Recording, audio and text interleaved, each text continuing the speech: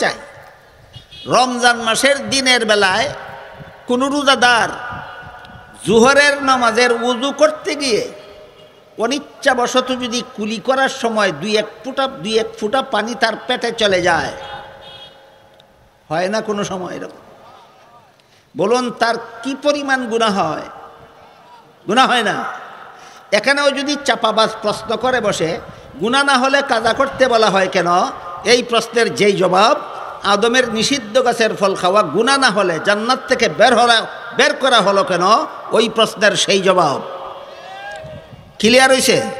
Clear হয়েছে কিনা? তুমি যেমন ওযু করতে গিয়ে তোমার কুলির পানি পেটে চলে গেছে তোমার অনিচ্ছায়, ঠিক তেমনিভাবে আল্লাহ পাক রব্বুল আলামিন বলেন, ফানাসিয়া আদম ওয়ালাম নাজিদ লাহু আজমা। আদম ভুলে গেল, আদমও অনিচ্ছাবশত নিষিদ্ধ গাছের ফল খাইল। তুমি অনিচ্ছাবশত আল্লাহর বিধান লঙ্ঘন করলে তোমার গুনাহ হয় না, আর তোমার বাবার বাবার বাবা 14 গোষ্ঠীর বাবা আদমে অনিচ্ছাবশত নিষিদ্ধ গাছের ফল খেলে গুনাহ হয়। তুমি ইসলামের নামে ভ্রান্ত মতবাদ পোষণ করো। গায়ের জোরে ধর্মান্তরিত করা যাবে না, কারো ধর্ম পালনে বাধা দেওয়া যাবে না, বরং সমস্ত ধর্মাবলম্বীরা আপন আপন ধর্ম পালনে স্বাধীন। দুনিয়ার সমস্ত ধর্মাবলম্বীদের আপন আপন ধর্ম পালনের স্বাধীনতা ঘোষণা করেছেন আল্লাহ সূরাতুল বাকারার 256 নম্বর আয়াতে, মালিকি ইয়াউমিদ্দিন।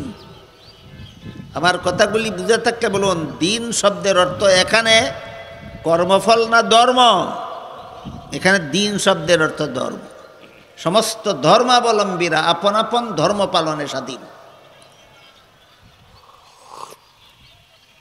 এই আয়াতের অপব্যাখ্যা বেশ কত বৎসর যাবৎ বাংলাদেশে অপব্যাখ্যা চলেছে, অনবরত চলেছে অপব্যাখ্যা। হাদিস শরীফে রাসূল করিম সাল্লাল্লাহু আলাইহি ওয়াসাল্লাম বলেছেন, যে ব্যক্তি কোরআনের কোনো আয়াতের অপব্যাখ্যা করবে সে জাহান্নামী হওয়ার জন্য আর কোনো অপরাধের দরকার হবে না। কোরআনের একটি আয়াতের অপব্যাখ্যাই তুমি জাহান্নামী হওয়ার জন্য যথেষ্ট। বলুন, কোরআনের কোনো একটি আয়াতের অপব্যাখ্যা করলে আরও পাপের দরকার হবে জাহান্নামে যাওয়ার জন্য, না একটা অপরাধই যথেষ্ট? এই লা ইকরাহা ফিদ্দিন আয়াতের অপব্যাখ্যা যুগ যুগান্তর যাবৎ বাংলাদেশে চলেছে। বলা হচ্ছে আল্লাহ নিজেই সমস্ত ধর্মাবলম্বীদের ধর্ম পালনের স্বাধীনতা দিয়েছেন, কাজেই আমাদের ধর্মটা, ইসলাম ধর্মটা যেমনভাবে আল্লাহর কাছে গ্রহণযোগ্য বলেই আমাদের পালন করার স্বাধীনতা দিয়েছেন, তেমনিভাবে মূর্তি পূজারীদের মূর্তি পূজার ধর্মটাও আল্লাহর কাছে গ্রহণযোগ্য না হলে কি আর তাদেরকে পালন করার স্বাধীনতা দিতেন? এই হইল আয়াতের অপব্যাখ্যা। আয়াতের সঠিক ব্যাখ্যা না অপব্যাখ্যা? তাহলে সঠিক ব্যাখ্যা কোনটা? এবার আসুন সঠিক ব্যাখ্যাটা বোঝার চেষ্টা করি। সূরা আলে ইমরানের 85 নম্বর আয়াতে আল্লাহ বলেছেন, মাই ইয়াবতাগি গায়রাল ইসলামি দীনান ফালাই ইউকবালা মিনহু ওয়া হুয়া ফিল আখিরাতি মিনাল খাসিরিন। ইসলাম ছাড়া আর কোনো ধর্ম যদি কেউ পালন করে তা কখনো আল্লাহর কাছে গ্রহণযোগ্য নয়, সে পরকালে চিরস্থায়ী জাহান্নামীদের অন্তর্ভুক্ত হবে। কাজেই মূর্তি পূজার ধর্মটা যদি আল্লাহর কাছে গ্রহণযোগ্য না হতো তাহলে কি পালন করার স্বাধীনতা দিতেন? এই মন গড়া ব্যাখ্যাটা কি সঠিক ব্যাখ্যা না অপব্যাখ্যা? এই ব্যাখ্যাটা সূরা আলে ইমরানের 85 নম্বর আয়াতের সরাসরি বিরুদ্ধে যায়। সূরা আলে ইমরানের 85 নম্বর আয়াতের সরাসরি বিরুদ্ধে যায়।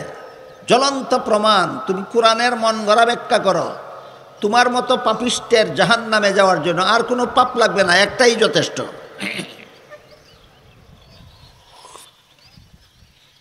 এমনকি বিগত কয়েক বছর যাবৎ একটি স্লোগান দেওয়া হচ্ছে আমাদের সমাজে, সেটা হলো ধর্ম যার যার, উৎসব সবার।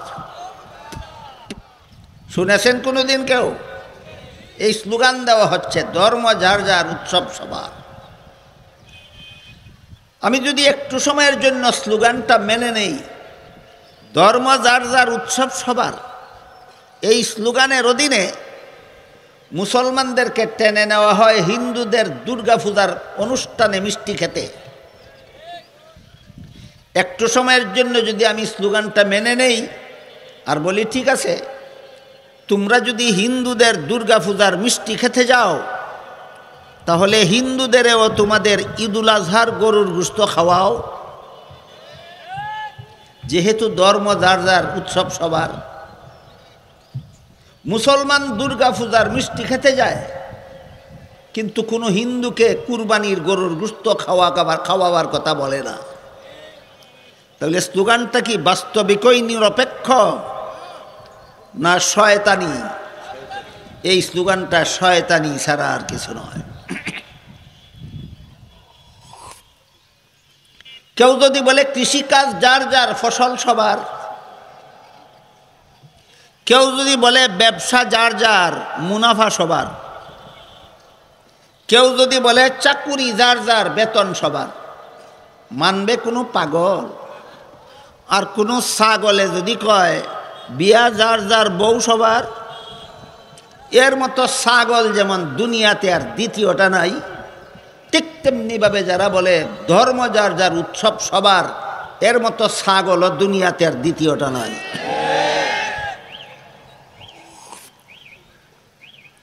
আসল ব্যাপার হলো কৃষিকাজ যার, ফসল তার, ব্যবসা যার, মুনাফা তার, চাকুরি যার, বেতন তার, বিয়া যার, বউ তার, ধর্ম যার, উৎসব তার, ধর্ম যার, উৎসব তার।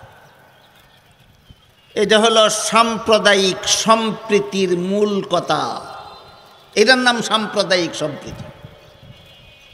ইসলাম মুসলমানের ধর্ম, কুরবানির গরুর গোশত মুসলমান খাবে, অন্যরা নয়। দুর্গা পূজা মূর্তি পূজারীদের ধর্ম, সেই উৎসবের মিষ্টি মূর্তি পূজারীরা খাবে, মুসলমানেরা নয়। এর নাম সাম্প্রদায়িক সম্প্রীতি। মুসলমানের কুরবানিতে যেমন কোনো হিন্দুর বাধা দেওয়ার অধিকার নাই, হিন্দুদের দুর্গা পূজায়ও কোনো মুসলমানের বাধা দেওয়ার অধিকার নাই। এর নাম সাম্প্রদায়িক সম্প্রীতি। উভয় ধর্মের কর্মকাণ্ড নিয়ে জগা খিচুড়ি পাকিয়ে শয়তানি করার নাম সাম্প্রদায়িক সম্প্রীতি নয়, বরং সাম্প্রদায়িক সম্প্রীতির নামে শয়তানি। এই শয়তানিটা কয়েক বছর যাবৎ আমাদের দেশে চলেছে কিনা, শুধু লা ইকরাহা ফিদ্দীন আয়াতের মন গড়া ব্যাখ্যার আশ্রয়ে, বিশুদ্ধ ব্যাখ্যা আলোচনার অভাবে। এবার আপনাদের মনে প্রশ্ন জাগতে পারে, যেহেতু আল্লাহ সূরা আলে ইমরানের 85 নম্বর আয়াতে বলে দিয়েছেন একমাত্র ইসলাম ছাড়া আর কোনো ধর্মই আল্লাহর কাছে গ্রহণযোগ্য নয়, তবে কেন সূরাতুল বাকারার 256 নম্বর আয়াতে পালন করার অধিকার দিলেন? বুঝলেন কি প্রশ্ন? এক আয়াতে দিলেন তাদেরকে ধর্ম পালনের অধিকার, আর এক আয়াতে বললেন গ্রহণযোগ্য নয়। তাই প্রশ্ন জাগে, গ্রহণযোগ্য না হলে পালন করার অধিকার দিলেন কেন? আর পালন করার অধিকারই যদি দিলেন তাহলে গ্রহণযোগ্য হবে না কেন? এই লোক আমি জবাব দেওয়ার আগে জিজ্ঞাসা করতে চাই, আপনাদের এলাকায় কোনো শিক্ষা প্রতিষ্ঠান আছে? প্রাইমারি স্কুল, হাই স্কুল, এইগুলিতে কি বৎসরান্তে কোনো একটা পরীক্ষা হয়? সেই পরীক্ষার হলে যে সমস্ত ছাত্রছাত্রীরা পরীক্ষা দেওয়ার জন্য পরীক্ষার হলে গিয়ে বসে, সমস্ত পরীক্ষার্থীরাই কি প্রশ্নের সঠিক জবাব দেয় না অনেকে ভুলও লেখে? যখন প্রশ্নের জবাব ভুল লেখে তখন কি তাদেরকে কেউ বাধা দেয় না বাধা দেওয়ার নিয়ম আছে? এখন যদি কেউ প্রশ্ন করে ভুল লেখলে যদি ফেল করবে তাহলে বাধা দিলেন না কেন? আর বাধাই যদি দিলেন না তাহলে ফেল করবে কেন? এই প্রশ্নের যেই জবাব ওই প্রশ্নের সেই জবাব।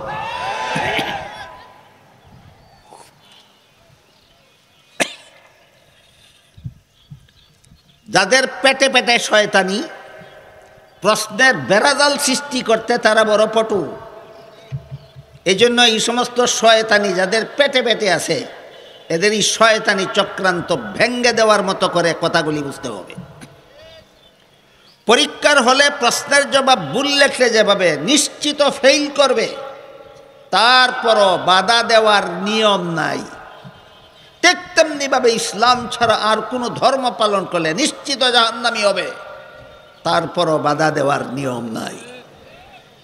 পরীক্ষার হলে পরীক্ষার্থী প্রশ্নের জবাব ভুল লেখলে বাধা দেব না কেন? পাশ করবে এই জন্য, না নিয়ম নাই এই জন্য? ঠিক তেমনিভাবে দুনিয়াতে কেউ ইসলাম ছাড়া আর কোনো ধর্ম পালন করলে গ্রহণযোগ্য হবে এই জন্য বাধা দেব না, না নিয়ম নাই সেজন্য বাধা দেব না?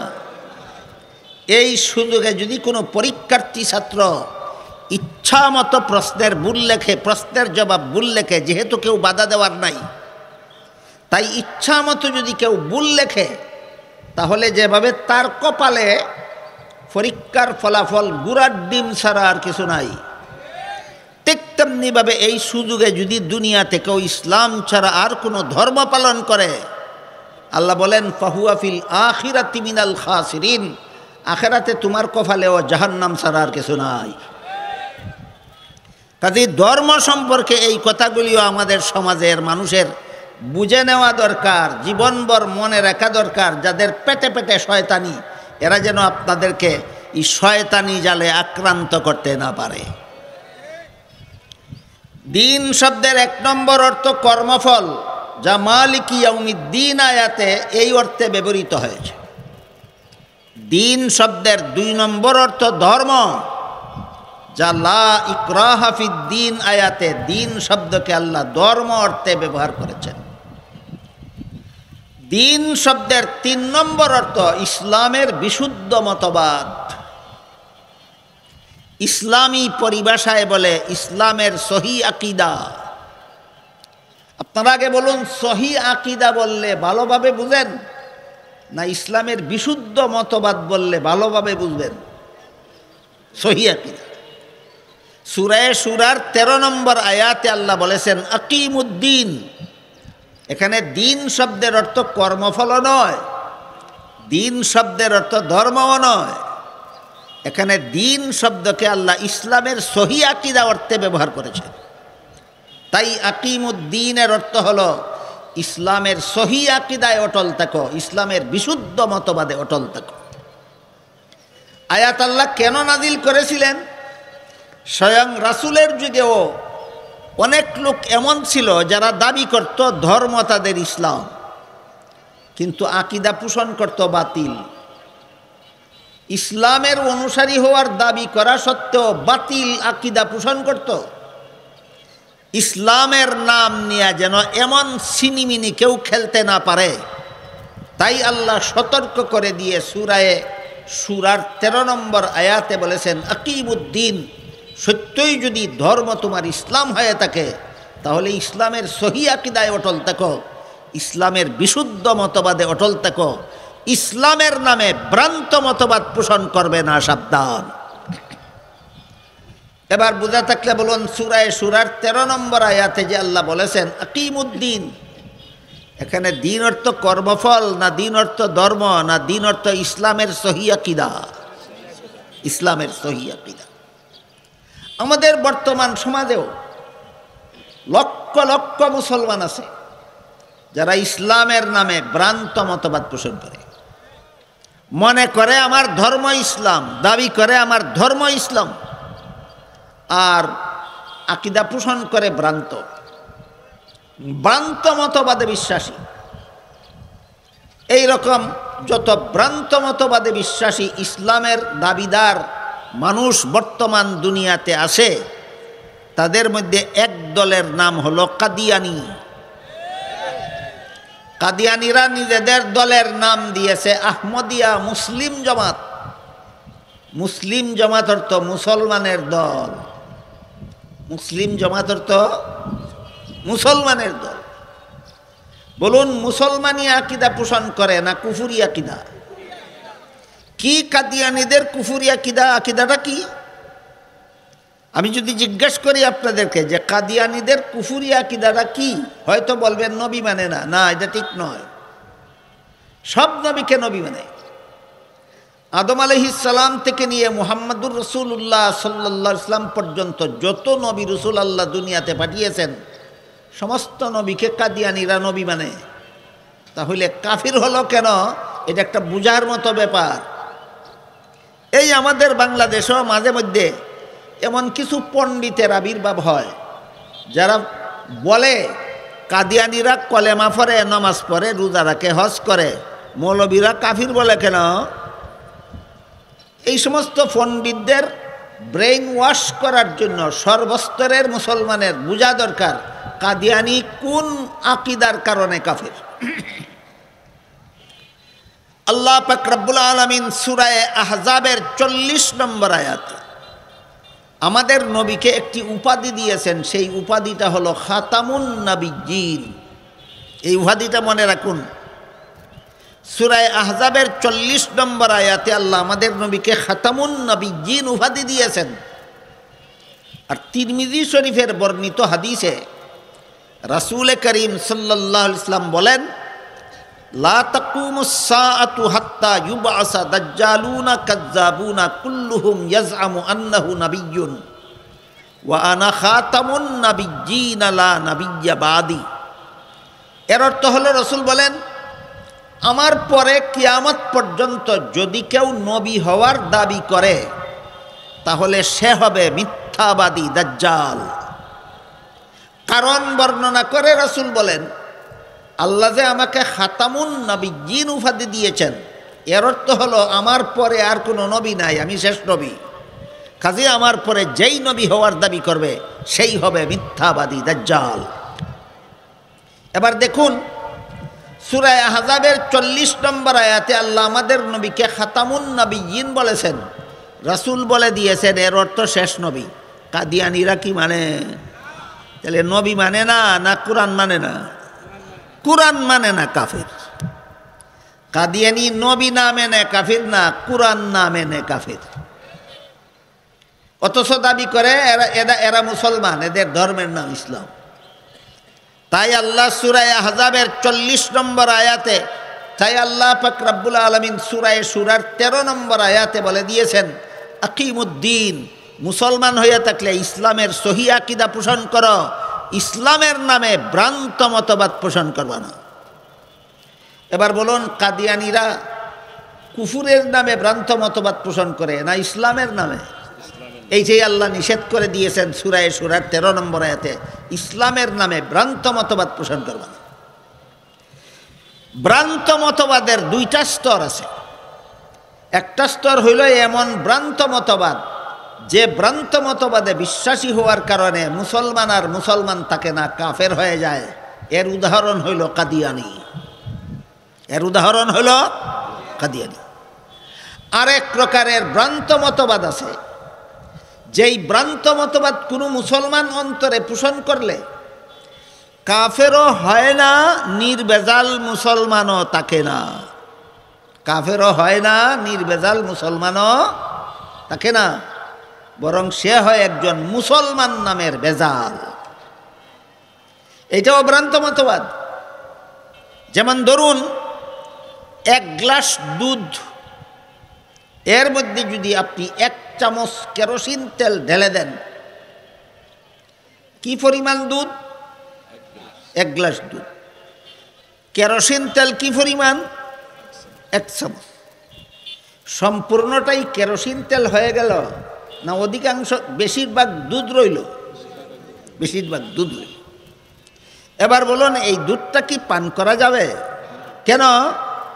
এটা নির্ভেজাল দুধ না, এটা ভেজাল, পান করার যোগ্য নয়। ঠিক তেমনিভাবে কিছু মানুষ এমন আছে যারা এমন ভ্রান্ত মতবাদ পোষণ করে যে একেবারে সম্পূর্ণটাকে কেরোসিনও বলা যায় না, আর কিছু কেরোসিন মিশ্রিত হওয়ার কারণে বেশি অংশ দুধ থাকা সত্ত্বেও তা পান করা যায় না। এর একটি উদাহরণ দিচ্ছি।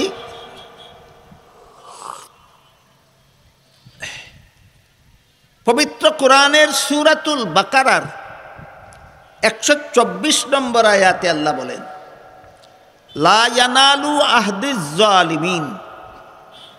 এর অর্থ হলো গুনাহগারদেরকে আমি নবী বানাই না। কি অর্থ? লা ইয়ানালু আহদিজ জালিমিন, এর অর্থ গুনাহগারদেরকে আমি নবী বানাই না। যাদেরকে নবী বানাই এরা কোনোদিন গুনাহ করে না। বলুন কোন সূরার কত নম্বর আয়াতে আল্লাহ বলেছেন? সূরায়ে বাকারার 124, সূরাতুল বাকারার 124 নম্বর আয়াতে আল্লাহ বলেছেন, গুনাহগারদেরকে নবী বানাই না, আর যাদেরকে নবী বানাই এরা কোনোদিন গুনাহ করে না। তাহলে নবীদের জন্য বেগুনাহ হওয়ার যে একটা ঘোষণা আল্লাহ দিলেন, এটা কি দুই একজন নবীর বেলায় না সার্বজনীন? নবীদের বেলায় সার্বজনীন মূলনীতি ঘোষণা করে আল্লাহ বলেন, লা ইয়ানালু আহদিজ জালিমিন, কোনো গুনাহগারকে আমি নবী বানাই না, আর যাদেরকে নবী বানাই তারা কোনোদিন গুনাহ করে না। এবার যদি আপনি নিজে নিজেই লাইব্রেরি থেকে কোরআনের বাংলা অনুবাদ কিনে নিয়ে নিজে নিজেই পড়েন, নিজে নিজেই বুঝেন, না আরবি ভাষা শিকার কোনো দরকার মনে করেন, না কোরআন বোঝার জন্য কোনো উস্তাদের দরকার মনে করেন, এমন পণ্ডিতেরও অভাব নাই বর্তমান সমাজে। আরবি ভাষা শিকারও দরকার মনে করে না, বাংলা অনুবাদ পাওয়া যায়। উস্তাদের কাছে শিকারও দরকার মনে করে না, নিজে নিজেই পড়া যায়। কোরআন থেকে, লাইব্রেরি থেকে কোরআনের বাংলা অনুবাদ কিনে নিয়ে পড়লেন, পরে দেখলেন আল্লাহ আদম আলাইহিস সালামকে জান্নাতে দিয়ে বলেছিলেন সব গাছের ফলমূল খাও, শুধু একটি গাছের ফল খেতে আল্লাহ নিষেধ করেছিলেন। কিন্তু শেষ পর্যন্ত শয়তানের দুকায় পড়ে আলেন। ঘটনার এই বিবরণও কোরআনেই আছে, ঘটনার এই বিবরণও কোরআনেই আছে। সেখান থেকে যদি আপনি সিদ্ধান্ত নিয়ে ফেলেন, আমরা তো জানি আল্লাহর আদেশ নিষেধ লঙ্ঘন করলেই গুনাহ হয়, আর আদম যে লঙ্ঘন করলেন তা তো কোরআনেই আছে, তাই নিষিদ্ধ গাছের ফল খাওয়া ছিল আদমের গুনাহ। এই ব্যাখ্যাটা যদি আপনি করেন, তাহলে বলুন আপনার ব্যাখ্যাটা সূরাতুল বাকারার 124 নম্বর আয়াতে যে আল্লাহ বলেছিলেন গুনাহগারদেরকে নবী বানাই না, সেই মূলনীতির পক্ষে হয় না বিরুদ্ধে হয়? তোমার যে মন গড়া ব্যাখ্যা আল্লাহর মূলনীতির বিরুদ্ধে হয়, এই মূলনীতি আল্লাহর নীতির সাথে সাংঘর্ষিক হওয়াটাই তোমার ব্যাখ্যা যে মন গড়া ভ্রান্ত, তার জ্বলন্ত প্রমাণ।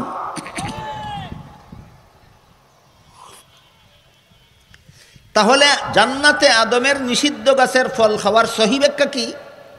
সাথে সাথেই প্রশ্ন জাগে, তাহলে জান্নাতে আদমের নিষিদ্ধ গাছের ফল খাওয়ার সহি ব্যাখ্যা কি? সেটা আমি একটু পরে বলি। এর আগে বলতে চাই, মুসলমান সমাজে মাঝে মধ্যে ফাঁকে ফুঁকে যে সমস্ত স্বঘোষিত পণ্ডিতেরা বিভিন্ন নবীর জীবনের বিভিন্ন ঘটনার মন গড়া ব্যাখ্যার মাধ্যমে নবীগণকে গুনাহগার সাব্যস্ত করে বেড়ায়, এই অপব্যাখ্যা এদের নিজেদের মস্তিষ্ক প্রসূত নয়। এই সবগুলি পণ্ডিতের নবীদের বেলায় এই সমস্ত অপব্যাখ্যা খ্রিস্টানদের কাছ থেকে আমদানিকৃত। নবীগণকে গুনাহগার সাব্যস্ত করা ইসলামী আকীদা নয়, খ্রিস্টানি আকীদা। এর একটা প্রমাণ শুনুন। বাংলাদেশের স্বাধীনতা লগ্ন থেকেই খ্রিস্টানদের একটা সংগঠন আমাদের বাংলাদেশে তাদের ধর্ম প্রচারের কাজ চালিয়ে যাচ্ছে। সংগঠনটার নাম হলো খ্রিস্টান মিশনারি বাংলাদেশ। তারা বাংলা ভাষাভাষীদের মধ্যে তাদের ধর্ম প্রচারের জন্য অনেকগুলি বই পুস্তক বাংলা ভাষায় রচনা করেছে। এর মধ্যে খ্রিস্টানদের, বাংলা ভাষাভাষী খ্রিস্টানদের লিখিত একটি বইয়ের নাম আছে কোরআনের আলোকে বেহেশতে যাওয়ার পথ। এটা কোনো আলেমের লেখা নয়, এটা কোনো মুসলমানের লেখা নয়, খ্রিস্টানদের লেখা বই, অথচ নাম দিয়েছে কোরআনের আলোকে বেহেশতে যাওয়ার পথ। সেই বইয়ে খ্রিস্টানেরা লিখেছে প্রথম নবী আদম প্রথম পাপিষ্ট। কি ছিল তার পাপ? জান্নাতে নিষিদ্ধ গাছের ফল খাওয়া ছিল আদমের পাপ। তারপর সেই বইয়ে লেখে, এই পাপিষ্ঠ আদমের বংশে যত নবী জন্মগ্রহণ করেছে সবগুলি নবী জন্মগত পাপিষ্ঠ। কি ছিল তাদের পাপ? পাপিষ্ঠ আদমের বংশে জন্ম হওয়াটাই তাদের পাপ। বলুন, কেউ নিজের ইচ্ছায় জন্ম হয় না আল্লাহর ইচ্ছায়? জন্ম হওয়াটা মানুষের পাপ হয় কিভাবে? পাপ হলে তো সেটা যে জন্ম দিয়েছে তার পাপ হওয়ার কথা। এগুলি কি সত্যই ধর্মের কথা, না ধর্মের নামে গাঁজাখুরি কথা? ইহুদি খ্রিস্টানদের কাছে ধর্মের কোনো কথা নাই, আছে শুধু ধর্মের নামে গাঁজাখুরি কথা। তারপরে লেখে ওই বইয়ে, শেষ পর্যন্ত আল্লাহ একজন নবীকে নিষ্পাপ বানাবার জন্য তাকে আর পাপিষ্ঠ আদমের বংশে জন্ম না দিয়ে আল্লাহ নিজের ঔরসে জন্ম দিলেন।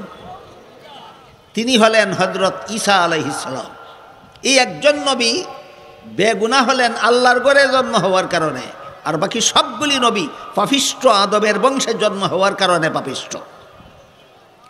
খ্রিস্টানদের বইয়ের বিবরণ বুঝে থাকলে এবার বলুন, নবীগণকে গুনাহগার বা পাপিষ্ঠ সাব্যস্ত করা মুসলমানি মতবাদ না খ্রিস্টানি মতবাদ? সুতরাং মুসলমান সমাজে যারা নবীগণকে গুনাহগার বলে বেড়ায় এরা নিঃসন্দেহে খ্রিস্টানদের দালাল।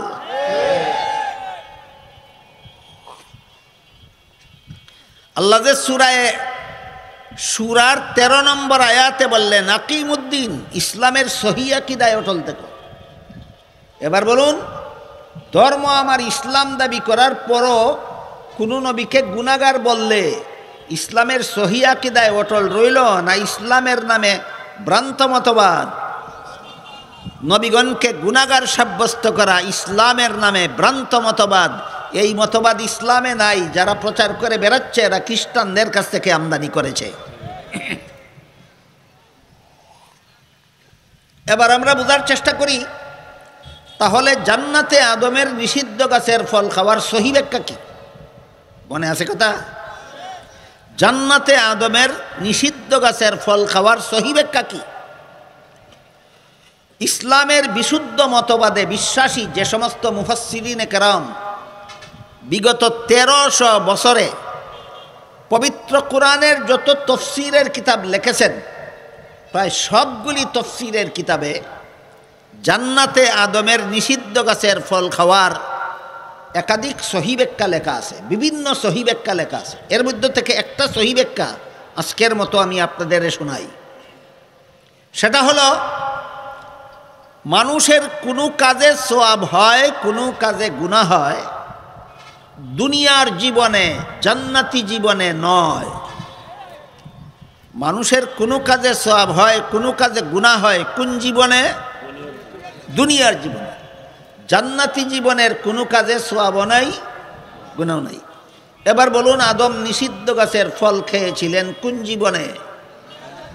এর সাথে সওয়াবেরও কোনো সম্পর্ক নাই, এর সাথে গুনাহরও কোনো সম্পর্ক নাই। আরেকটি উদাহরণ দিচ্ছি, কোনো মুসলমানের জন্য একত্রে 4-এর বেশি স্ত্রী রাখা হালাল, জানেন আপনারা না হারাম? কোনো মুসলমানের জন্য 1-এর বেশি স্ত্রী একত্রে রাখা হালাল, জানেন না হারাম?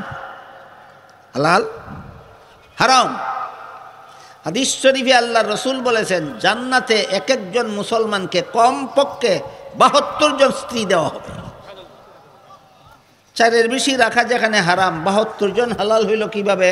এই প্রশ্নের যেই জবাব, জান্নাতে আদমের নিষিদ্ধ গাছের ফল খাওয়া গুনাহ হলো না কেন, ওই প্রশ্নের সেই জবাব। ক্লিয়ার হইছে? হইছে ক্লিয়ার?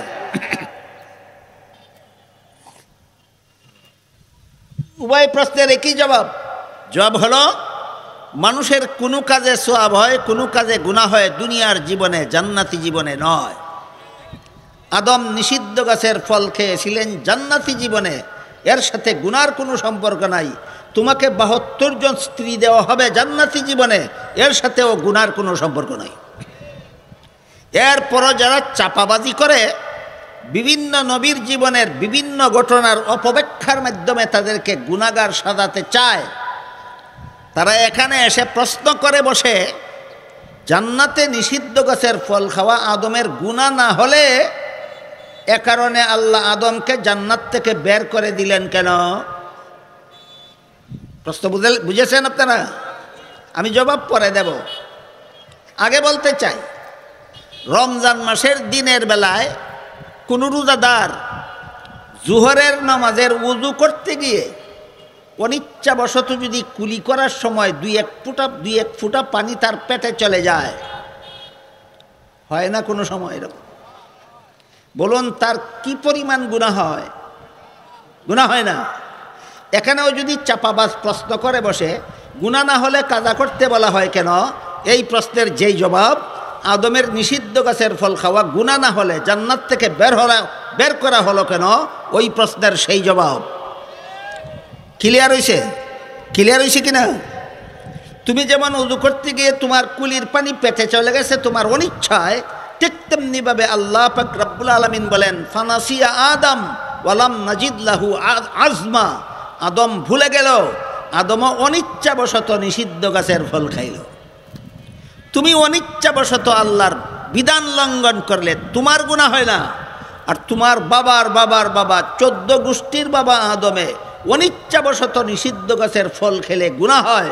তুমি ইসলামের নামে ভ্রান্ত মতবাদ পোষণ করো। তাই আল্লাহ সূরার 13 নম্বর আয়াতে বলেছেন, আকিমুদ্দিন। এখানে দিন অর্থ ইসলামের সহি আকীদা, ইসলামের সহি আকীদায় অটল থাকো। আজকের মতো দিন শব্দের 3টি অর্থ আপনাদের শুনলাম। 1 নম্বর, দিন শব্দের অর্থ কর্মফল, যা আল্লাহ সূরাতুল ফাতিহার 3 নম্বর আয়াতে ব্যবহার করেছেন। 2 নম্বর, দিন শব্দের অর্থ ধর্ম, যেই অর্থে আল্লাহ দিন শব্দকে সূরাতুল বাকারার 256 নম্বর আয়াতে ব্যবহার করেছেন।